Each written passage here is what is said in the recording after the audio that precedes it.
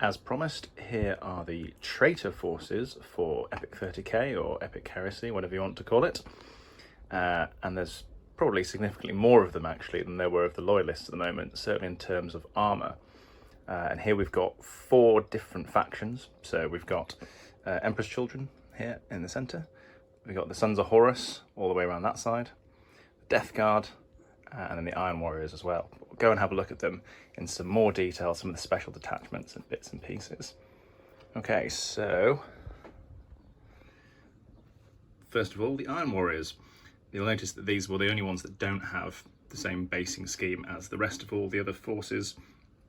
At the moment, they're still on sort of muddy bases, which looks fine as it is, even bereft of any kind of tufts or other interest points. But they will get this snow treatment in due course.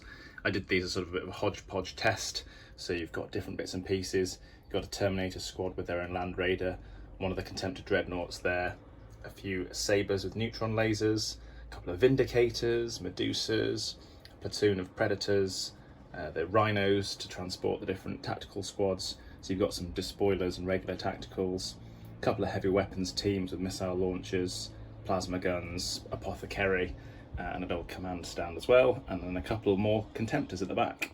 And yes, I did very, very gingerly hand paint all the different hazard stripes on these, which have come out okay at this distance and scale. They're fine, even if some of them are a little bit irregular. And that's the Iron Warriors detachment, fairly compact and fully mechanised. Then this is the contingent I realise I've just failed to mention because I only just recently finished painting them. So these are the World Eaters that I recently did. And you've got 3 different little infantry detachments at the moment, tanks for them to follow later on. So at the front here, you've got Mark V assault marines, and then you've got some, I think they're Mark II, what do you call them? Destroyers, of course, that's what they're called. So they're a bit more hefty than the destroyers the Blood Angels had because they're jetpacks and armour. And you've got 6 there together as a sort of jump pack assault type detachment. Could, for example, pretend that the Mark V's are the Rampager squads with jetpacks if you wanted to, and they've got their own little command base at the front. And behind them, you've got World Eaters tactical squads, so you've got 2 squads of 20 there, all a variety of different chain axes and chain swords, and then little red crested sergeants that stand out quite well against that background, and then an apothecary stand to go with them. There's overall HQ stand again, no decals or images on the standard yet, that's to come later on, and a little tactical command base as well, that could be Khan potentially, I suppose. He's got a little chain axe, little red crest. If you wanted to be Khan, he certainly could be. And these miniatures are quite pleasing. These are going to get a couple of Spartans to transport them around the battlefield. These are your red butchers, so you've got 20 of those, all with dual power axes. And I had a little experiment with the colour scheme for these and elected to pick out the sergeants with red shoulder pads and trim, just as a point of interest. Again, it just breaks it up, particularly as these are white armoured on a snow base. They can get a little bit lost, I think. But that's all of the World Eaters detachment in one go, just like that. Then moving on to the Death Guard. So the Death Guard at the front here, one of the 2 groups that have got a Primarch, which is rather good. So you've got Mortarion at the front here. See if we can zoom in on him and get him to focus. There's Mortarion backed by a couple of stands of his Death Shroud Terminators with their power scythes. And then moving along the front, you've got some sort of different command bases here, and a Moritat, because the Death Guard also have some destroyers, but these sculpts are heavy destroyers. That is to say, when they were crafted by the person that designed them, they've got Terminator cataphracti sort of body proportions and lower limbs, so they're a bit bigger and a bit beefier. So I've sort of made up that they're a different type of specific heavy destroyer unit for the Death Guard, like a specialist unit. It's not necessarily in the lore, but create my own lore. Then, as befits them, you've got 5 different heavy weapons teams here with an apothecary. So you've got some autocannons at the back, then you've got some plasma cannons, multi-melters, and 2 stands of heavy flamers as well for some close support to the infantry. The infantry being largely made up by these 2 veteran squads over here. And as you can see, they've got heavy bolters and plasma guns, just like the Imperial Fist equivalents. Behind them, we've got 4 tactical support stands. So you've got melter guns, Volkite chargers, and plasma guns for those. And then over here, the aforementioned heavy destroyers Perhaps they're called Barban Heavy Destroyers, why not? That sounds kind of fitting. And they've got a sort of slightly made up colour scheme. They've got the usual Death Guard colours, the green shoulder pads, and they gave them sort of dark grey / black helmets to mark them out from the rest for their horrible duties. And then over here you've got 3 Death Guard Contemptor Dreadnoughts with a variety of different weapons, one of which has got dual ranged weapons, one of which has got dual close combat weapons, and a couple of Havoc launchers on their backs to boot.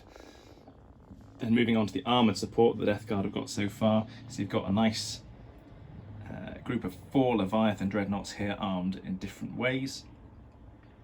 Some of them have got dual weapons. There's the dual storm cannon at the back there, just blazing away to get in close and support as the Death Guards slog their way through the enemy defences.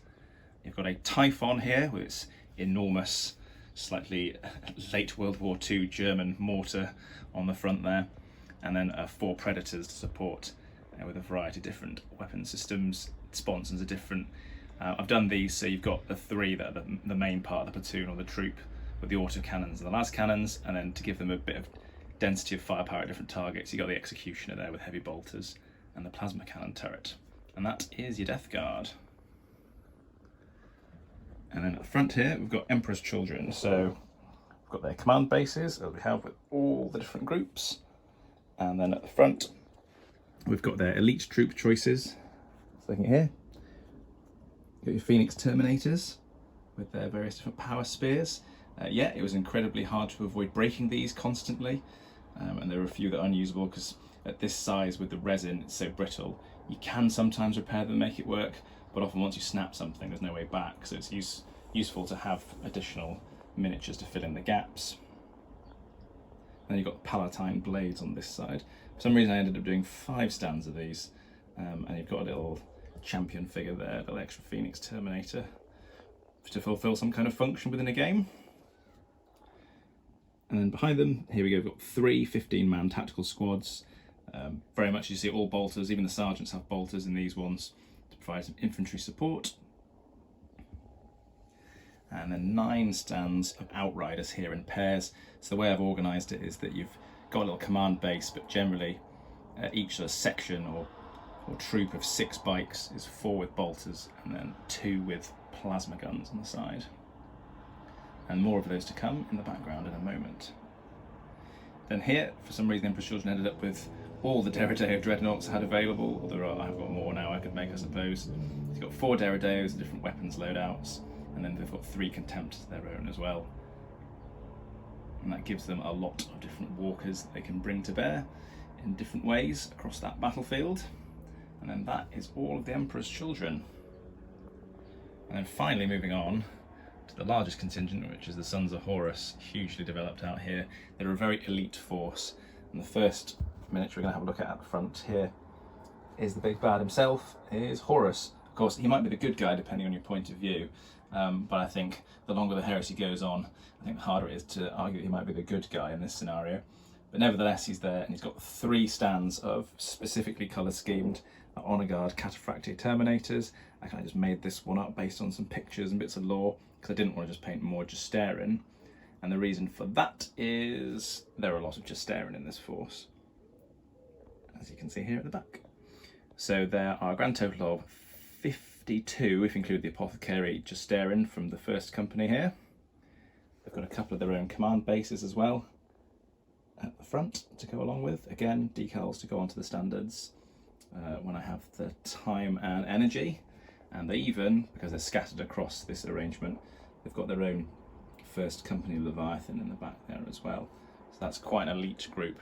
And we have got the specific Justarin power axes, they've got multi-melters and all sorts in there. And that took a long time to go through because painting black at this scale, making it look interesting, is a bit of a chore. But yeah, quite pleased once they were all done. That's a good number of Cataphractii Terminators there from the Sons of Horus's elite cohort. And moving on to something that we've seen already a little bit of, some more outriders. So in this case I did it as 3 troops of 6, again with the same ratio of bolters and plasma guns. Then you've got a little command stand there, so a little decurion or captain to lead them, and you've even got their own little personal apothecary to tootle around and try and fix them up when they run into fire. A couple more Leviathans at the back there, contrasting black shoulder pads to make them a bit interesting, and 3 javelins, similar to the Blood Angels ones. You've got 2 here, anti-infantry weapons and 1 anti-tank, to give them mixed mission capability. And behind them, a long line of 6 Land Raider Phobos. These are generally intended to transport the infantry around, with the Reavers. Reavers? Do I mean Reavers? Yeah, in mind. In particular, who we'll come on to next. But first, we've got 4 of the Spartans. I think everybody enjoys a good Spartan assault tank in the 30k setting. The Sons of Horus are the only ones I think I've painted these for so far, but I will do some for the Loyalist faction as well. Maybe some for the Death Guard contingent as well once I finish their Grave Wardens. So they've got something to put their elite troops in. And here we go, we've got the Reaver attack squads. So here you've got 4 squads of 10, and then 2 support stands as well. So the support ones are at this end, and they've got plasma guns and melter guns. And then you've got a big group of mixed weapons. So I figure because they're a bit close quarters oriented, they've got their odd special weapon of their own in there. So some of the bases have got Volkite charges on, some have got flamers on, and just to differentiate them, I gave them slightly different colour schemes to just break it up and give myself a bit more interest. And then they've got their own little command base at the front there as well. There we go. And that's the Reavers. To finish off the infantry quickly whilst we're at the front here, we've got some regular groups of tactical squads. What you see is what you get as normal. So you've got 2 squads of 20, and then you've got a little command base at the front. There's some tactical support marines here as well, so more Volkite weapons and plasma. I must have gone through a phase of deciding that's what I wanted for the Sons of Horus. And then this is a side project. This is nominally a Seeker squad, although I suppose they could be veterans. And again, I slightly made up this colour scheme whilst going through it. I had some spare miniatures, and it's one of the few units I went far enough to do the shoulder pad markings on, and bother to put that effort in. I wonder if I can actually get that in, because I did paint a tiny eye of Horus on this shoulder plate, as you can see, which was a bit fiddly, but essentially it's just a sort of flattened oval with a line through it at this scale. And I just made up some other markings for them. So the Sons of Horus have got a little Seeker squad, which is kind of nice. And then these, similar sort of deal. These could be more Reaver attack squads, or they could just be assault marines, but because they've got top knots on, they look like they might be a bit more specialist. And again, this is a spare group of miniatures I had, and I have put shoulder markings on them, so you can't really see it, but on this facing side, with the sea green shoulder pad, they have got a black eye of Horus on there. And then if we scoot round to the other side, you can see I did put what I think is a Chthonian marking on this side with a red stripe through it on the other one. So these are maybe a little elite assault squad of Reavers as part of the Sons of Horus force. And that's all of the infantry, which leaves us just remaining with the rest of the armour. Got one little solitary Leviathan there hanging out by himself. And then you've got the Whirlwind Scorpius, a couple of those. The Blood Angels had a couple of those as well.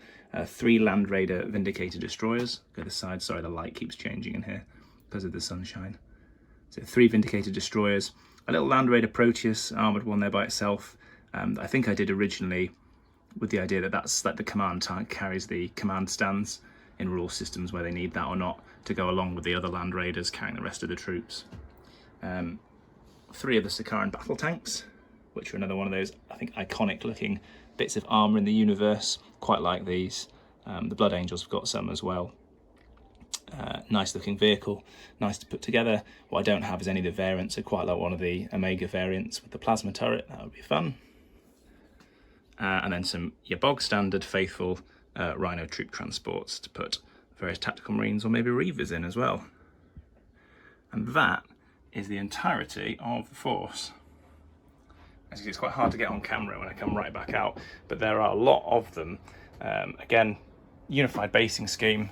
I haven't counted how many there are, but I mean, you can do a rough estimate just by eyeballing it yourself. There's generally 5 on each stand, so there's a good few hundred here as well. All over again, there's probably another like 400 or 500 Marines here all told, if you include the Iron Warriors, even though they're not based, etc. So a lot of Marines. It's taken a long time to chip away at them and get them to this position, but really good to get them out and see them at a raid like this. And it does make me realise just how little armour the Loyalists have actually painted for that side of the collection. But one thing I have realised was, look at it, is the 2 super heavies the Sons of Horus have as well. So you've got another glaive, like the Blood Angels have got, and you've got a falchion as well, with its twin volcano cannons for really punching holes in heavily armoured targets, or perhaps even Titans if those ever appear on any of my battlefields. So there you go. So that's the whole Traitor collection as it stands at the moment. I hope you've enjoyed seeing these. If you've got any questions about them, please do let me know, and then I'll see you in the next video.